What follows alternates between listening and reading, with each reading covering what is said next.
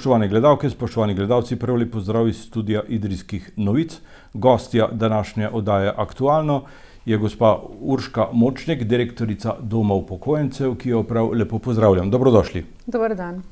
Gospa Močnikova, povejte nam, v kakšnem stanju je vaš dom ta trenutek? Naš dom je ta trenutek v relativno dobrem stanju. Do sedaj nimamo nobenega primera okužbe med stanovalci, niti med zaposlenimi. Je pa seveda predvsem med stanovalci čutiti že malo naveličenosti zaradi tega stanja. Danes ste imeli pred poslopjem opozorilno srečanje. S kakšnimi poudarki?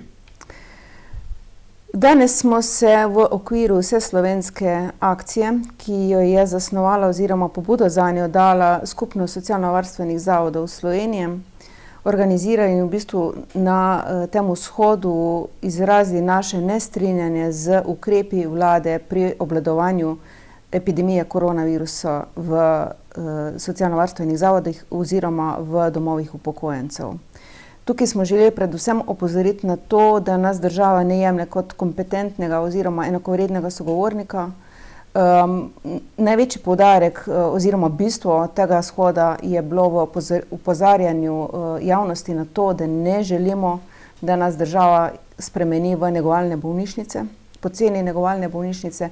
In tretji razlog je bil ta, da opozorimo, da je potrebno obljubljene dodatke delavcem za delo v izrednih razmerah tudi izplačati, da še zmeraj nimamo navodil za to in niti ne potrjenega vira za izplačilo teh dodatkov. Imate pri teh prizadevanjih podporo lokalne skupnosti?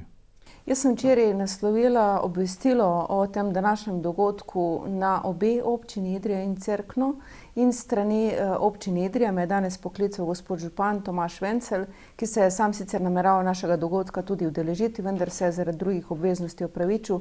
Mi je pa naročil, da naj v njegovem imenu povem, da nas pri teh naših prizadevanjih, zahtevah popolnoma podpira. Kako pa v teh zaostrenih časih sodelujete z zdravstvenim domom? Sodelovanje z zdravstvenim domom je naša tradicija že dolgo časa, zaradi tega, ker ima zdravstveni dom Idrija v domu upokojencev ambulanto splošne medicine. Torej, dom upokojencev nima svojega zdravnika in v to ambulanto vstopajo zdravniki iz zdravstvenega doma Idrija.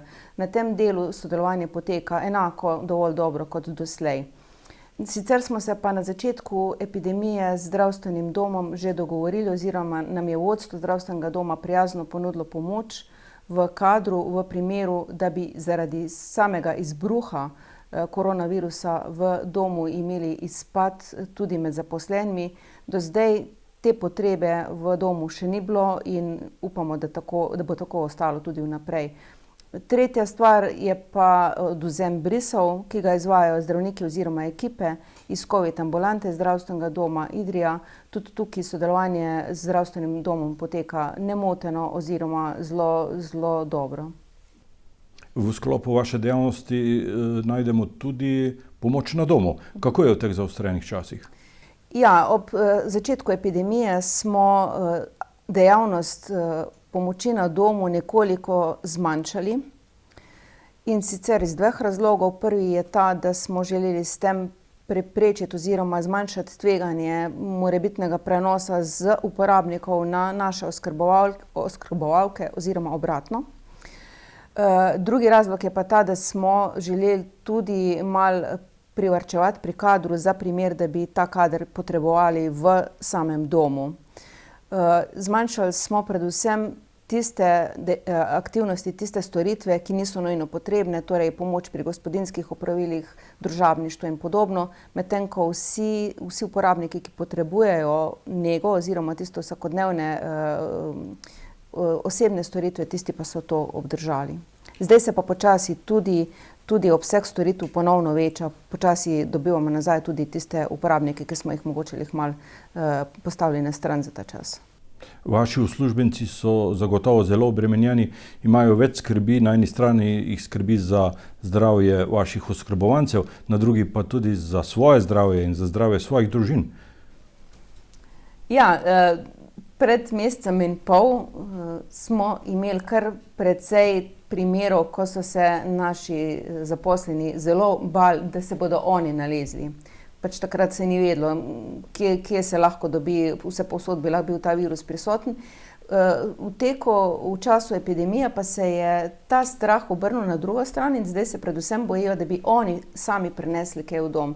Dejansko je tako, da naši stanovalci večinoma niso potencialno kužni, zaradi tega, ker ne hodijo nikamor, so stalno v domu.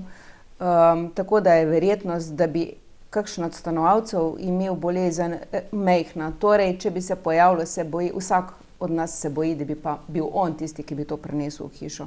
Ta pritisk je zelo velik in stopnjuje ga tudi v bistvu tudi navodila, ki jih dobivamo s strani države, v smislu, če boste dobili virus, ste sami krivi, ker niste upoštevali ne vem česa. Tudi navodila, ki so do neke mere tudi že tako zahtevna, da so že na meji absurda. Mi poskušamo tudi sodelavce nekako pogumiti in povedati, da so uspešno prestali ta mesec pa pol in da ne poskušajo še nekaj tednov zdržati tudi v bistvu v teh pogojih. Tretja stvar, ki pa tudi ni zanemarljiva, je pa fizična obremenitev. Namreč dejansko nimajo nič kaj več dela, kot so ga imeli prej, ampak če pride do suma, da je nekdo okužen, morajo oni upoštevati vsa pravila izolacije, kot da je okužen. Kar pomeni, da si morajo nadeti vsa oblačila, vse maske, zaščitna očala. To je prvič časovno potratno in po drugi strani tudi, zdaj se bliža poletje, je tudi fizično zelo obremenjujoče delati v taki opremi. Stiki sorodnikov z vašimi stanovalci, oskrbovanci so prekinjeni na nek način. Mi smo omejili stike oziroma obiske svojcev pri naših stanovalcih že konec februarja.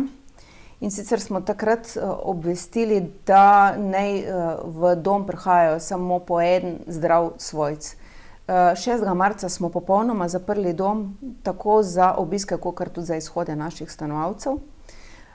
In kmalu zatem smo tudi na pobudo svojcev, moram priznati, in zato smo tudi zelo hvaležni, organizirali v obeh enotah možnost videoklica, ki ga koordinirajo socialne delavke. Torej, socialne delavke se dogovarjajo s svojci, kdaj bi ta klic vzpostavili. Tukaj mogoče ni za zanemariti še ene pobude, in sicer Telekoma, ki je tudi kmalu na začetku epidemije nam poslal ponudbo brezplačnega najema aparata in v bistvu tudi klicev znotraj za ta aparat za čas epidemije. Mi smo za enoto Marof to tudi izkoristili, tako da se tukaj tudi zahvaljujem tudi njim za to res humano gesto. Kako pa je z medgeneracijskim središčem? Zdaj, če dovolite, bi sem še malček nadaljevala, ker opažamo, da so naši stanovalci tudi že malo naveličeni tega, recimo temu pripora. In smo jim ta teden organizirali tudi možnost sprehodov v spremstvu delavcev, tako da pač preprečimo, da zagotovimo varne ukrepe v okolici doma. Čeprav se niti tega kaj dosti ne poslužujejo, bomo jim pa tudi omogočili stike nadaljavo s svojci, kar bojo spet koordinirale socialne delavke. To je pa zdaj še v pripravi. Da odgovorim na naslednje vprašanje, medgeneracijski center ne deluje že od začetka epidemije. Mi smo prav kmalu po začetku v tem prostoru zgradili improvizirano bolnišnico oziroma imamo v tem medgeneracijskem centru zdaj 8 postelj za primer okuženih bolnikov. Lahko bi dodali še 2, potem je pa tudi tukaj se kapacitete zapolnijo, tako da že po sami vsebini medgeneracijski center ne more delovati, ker gre za zbiranje ljudi. Po drugi strani ga bomo do preklica, dokler nam ne bojo dovolili, morali imeti rezerviranega za primer izolacije oseb s koronavirusom. Mogoče ob temu še to, da dodam, Izkušnje iz drugih domov, tam kjer pa so imeli okužbo, kažejo, da 80 postelj za izolacijo nikakor ne zadošča. Kadar pride do izbruha, so deleži okuženih v domu izjemno veliki in vsekakor tisti prostor v takem primeru ne bi zadoščal, upajmo pa vseeno, da ga ne bomo potrebovali. Če se ozremo nazaj, ste bili pravzaprav med prvimi v državi, ki ste zelo resno vzeli svarila, napotke strokovnjakov, da je potrebno dom na nek način zapreti. Se vam to sedaj obrestuje? Jaz bi rekla tako, da z nekim pametnim načrtovanjem ukrepov, z implementacijo le-teh v domu, z doslednim upoštevanjem ukrepov od strani zaposlenih, to moramo vedeti, in tudi z razumevajočim odnosom tako stanovalcev kot njihovih svojcev, nam je uspelo zaenkrat preprečiti vnos virusa v dom. Seveda nikoli ne vemo, kdaj se nam ta vseeno lahko zgodi. Moram pa ob temu tudi dodati, da nekaj malega smo imeli pa tudi sreče, da živimo v okolju, kjer je bilo primerov okužbe zelo malo.